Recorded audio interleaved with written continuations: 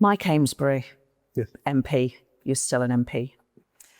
Last Monday, a week ago today, you gave an interview saying that you intended to formally resign as an MP at the earliest opportunity. Mm-hmm. When will that be?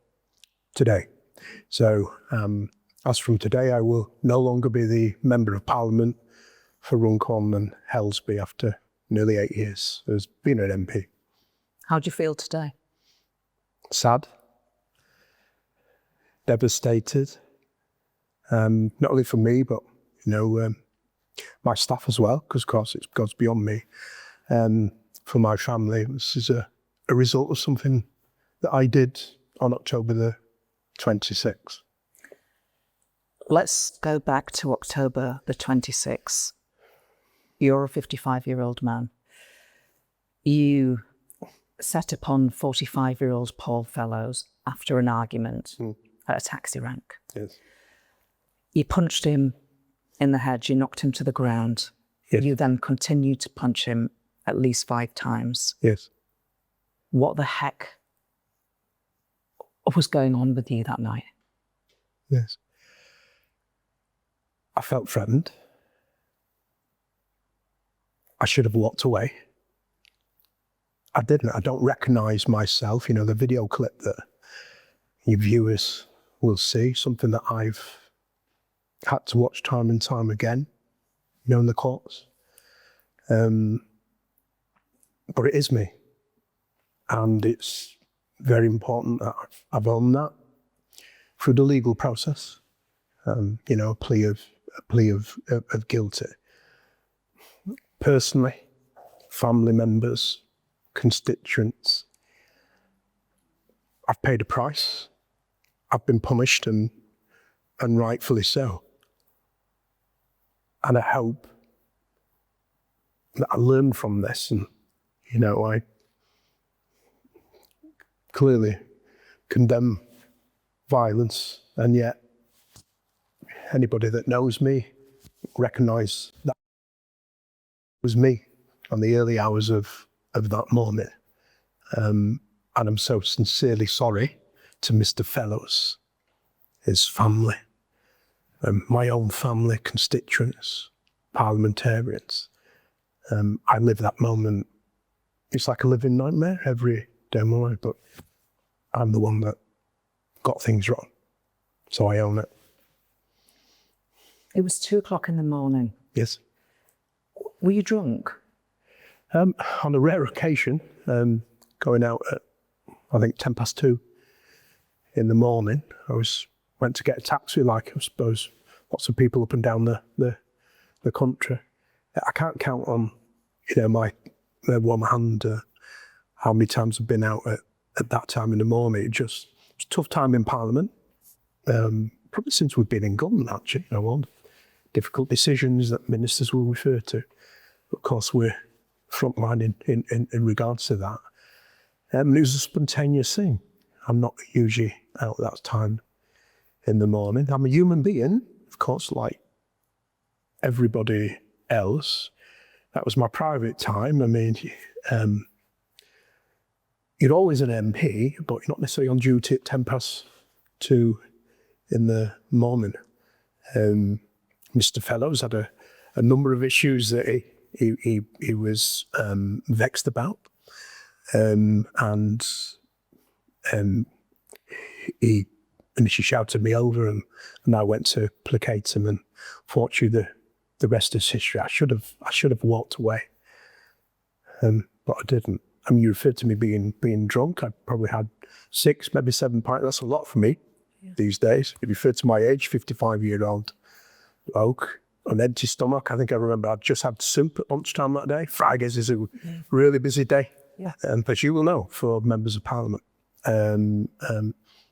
I got so many things wrong that night and the small hours.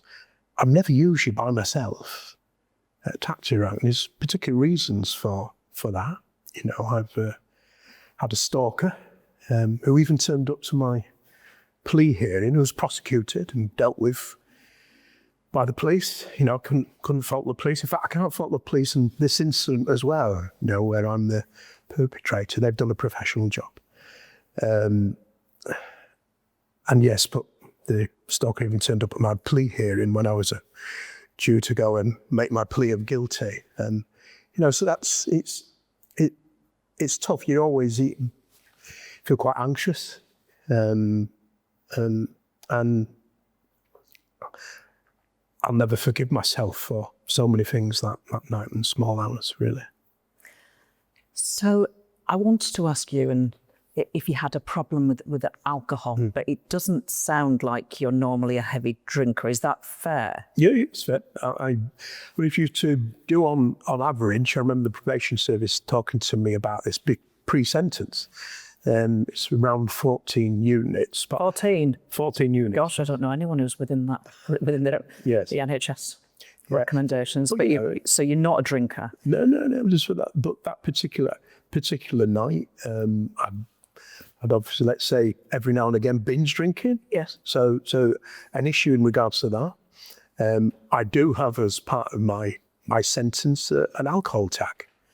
So that's got to wear an alcohol tag. Yes, on my ankle. That's all the time, and I think it measures your sweat. So in terms of sort of zero alcohol. How long do you have to wear that? I think it's 120 days with the tag, but it's a year with monitoring. Right. Yes. So what happened that night is alcohol was a contributing factor, but it doesn't sound like you have a problem with alcohol. Do you have a problem with managing your anger? And look, if you were to ask people that I know, friends, family, staff, I'd say I'm usually quite calm and measured. Other parliamentarians, right across the piece. But clearly that night, yes, I look at what I've done and I don't recognise myself. I'm uncomfortable with it. My reaction to Mr. Fellows. So as part of my sentencing, it refers to anger management there. I think it's 20 hours. I've been having some support already through a psychiatrist. Right. For the last 4 months. 4 months, sir. How often have you been talking to a psychiatrist? Well, psychiatrist and counsellor probably every week. Every week? Every week with a counsellor, psychiatrist probably every 3 weeks. Right.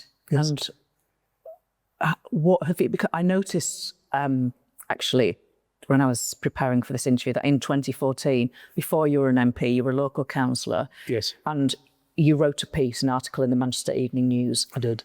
Revealing that you then was suffering and had been suffering with clinical depression. Yes. You said that you collapsed on the floor and that was the trigger you needed to go and see your GP. Yes. And ask for help.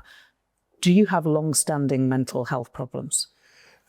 I do. I got on the right side of my mental health. It took me a period of around 4 years. So from 2014, that was on medication. I did receive counselling, CBT, so cognitive behaviour therapy. And I was the right side of that. I would say up until, there's a number of triggers really, but probably maybe March of last year, so maybe a year ago, I should have dealt with a number of issues I was facing, whether it be depression and anxiety, and now so I'm on medication again, and clearly I'm receiving support. I'm a person of a bloke of a particular background. I'm from a quite humble background, working class background, and it's far too difficult. Just probably the way we're programmed and brought up our environments to go public about that. So in 2014, I thought that was really important. I will continue to do that, continue to be an advocate. are far too many. It's not, the stigma isn't as strong as it was, but there's still far too many men in particular that do suffer in silence, and it does have consequences. It does have consequences. So you're on medication. You're back on medication now, and that's helping you at the moment. Yeah, And we're talking. You know, the last, it's been 5 months now since you know, the incident that I own. Yeah. But it's, the medication has certainly given me a bit of a lift just to try and get by. You know, I've been doing a job in the last 5 months of still representing my constituents and with the team and working hard. So I've had those responsibilities. I have a strong work ethic. I actually love work, but work with a purpose. Being a member of Parliament to me was, it was a dream vacation, and it's more than a job. You know, I put my heart and soul into it, particularly my constituents. So on the 27th of February, you are given a 10-week prison sentence. Yes. Taken straight to a Liverpool prison. Yeah.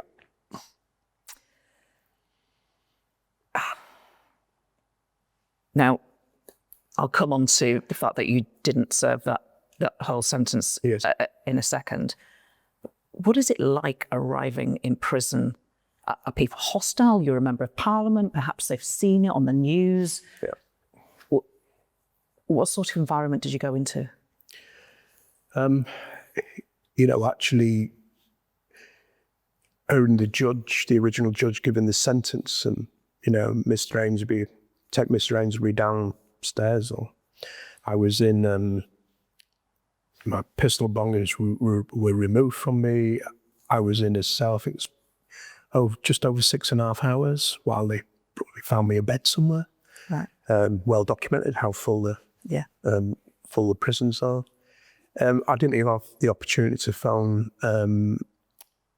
close friends and family, so I have the opportunity to phone my wife. I suppose the difference being is people could see it all over the TV, so it's quite unique in that sense of going immediately into custody.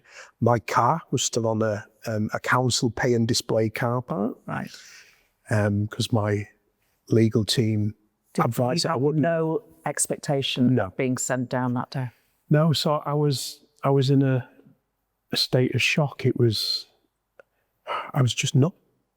Was taken in eventually in a prison van, for want of a couple of words. You know, still in a state of shock, and then signed how much paperwork, and it's like this.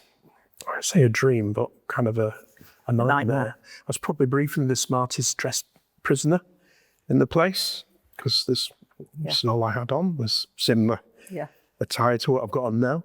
And then I was given a prison uniform, some form of a box breakfast. I remember being given that, just not really being hungry. And I was taken along to the induction wing. And so, you know, people would use their imagination, but obviously very secure, and metal gates fold closing behind you, being escorted by prison officers, and then put into a cell with 2 inmates who were serving fairly lengthy sentences. A cell with 3 people in it. Yes. I mean, is that a small room, a big room? Yeah. Well, I mean, you're thinking what you might call a box room in a house. Right. Gosh. I know. Then, but 3 of you. Yeah, with bunk beds and yes, but I'll be honest with you. Those 2 inmates were a godsend. Wow. They were very helpful. You know, I was, like I say, very anxious. Yeah. The 3 nights I served in prison and 4 days, but 3 nights I didn't sleep at all. Right. So, just, yeah. it was a traumatic experience. Now, Micah, I have to put this to you. Yes. You'll have heard this before. It was reported, it was on social media. Because after 3 nights behind bars, a judge agreed to suspend your jail term for 2 years. So there are many people who are watching who think, well, he did the crime, but he didn't serve his time. He was let off too lightly. What do you say to people who say that? Yes. Well, of course, I was out on appeal. So, and a judge, the judiciary is independent of politicians. Yeah. And he made that informed decision. But in regards to punishment, I've served 3 nights and 4 days. My sentence continues. So it's 2 years suspended. I have 200 hours community centres, and rightfully so. In the way, these are my punishments. What are you doing for that? So you've got 200 hours of community service. What do you do? Is that a weekly thing? Weekly thing. So, for example, I'm not going to say where it is. Of course. But I, was rubbing down some railings and fences in a canal. The side of a canal, and I will be painting it with other people that are doing community payback, and rightfully so. I embrace that, and that will be, it's probably take me a year to do those hours. Plus, I do some online courses. I obviously referred to the anger management, so one-to-one, so further work there. I've obviously been fined as well, and rightfully so. And the consequences go beyond the judiciary, but as a result of the sentence, a suspended sentence, I'm losing my livelihood. Yeah. My income. And there's no severance, nothing. No. You don't know where your next paycheck is coming from? No. After today, no. You still in your home, you can pay the mortgage? No, so that's going on the market. So, it's, and obviously that affects on my family there. So I'm paying a price for what I've done. And didn't want to lose the family home, but no choice. As a consequence of what I did. Yes. How you're married? Yes. With a son. I don't want you to tell me anything about them because that is that they will have suffered, and that's their story. It is, yes. I think it's okay. Yeah, I mean, it's been, it's been difficult for my wife and son because of what I did, and it's obviously put a strain on things. What do you say to your wife and son? Sorry? What do you want to say to what do you say to your wife and son? I say sorry. My son, I've gone from hero to zero. I've altered things from my family in a few moments of absolute madness. And I'm sorry I said it publicly, and I'll say it over and over again to Mr. Fellows, who's the victim here, and his family. I want to ask you something about male violence. Yes. So what we saw in that video, there are probably versions of that event going on in our towns and cities with men, largely. Yeah. Perhaps every weekend. Yes. What do we do about this thing that we call male violence? Yes. Do you have any insights into that? Can you help to stop people losing everything like you have? Well, I hope this serves as an example. 55 years, I've not had any trouble with the police, wrong side of the law. And here I am. I've gone from, as a shadow minister in various portfolios. I hoped I was going to be a minister, but that didn't happen. I've gone from just a few months ago being in number 10.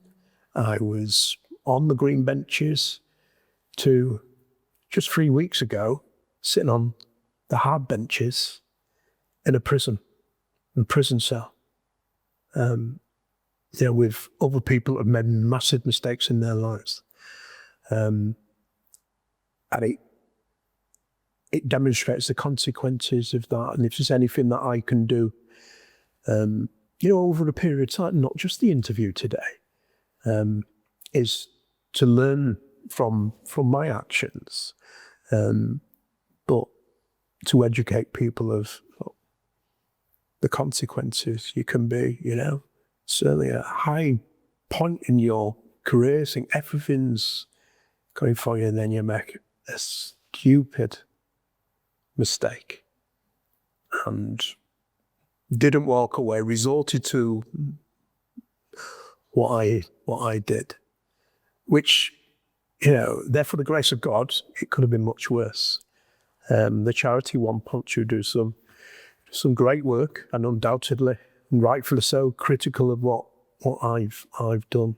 If there's anything I can do, which I will, demonstrate, look, it's unacceptable and there's consequences to it. Mike Amesbury, there are no winners in this story. No. First and foremost, Paul Fellows, the man you assaulted, also your family, all those who love you. And you yourself have lost your career, your income, your family home is down on the market. Yes. And I guess to conclude, and to thank you for the interview, is to say that if anything demonstrates that violence can never be the answer to anything, it is your story. Mike Amesbury, thank you. Thank you.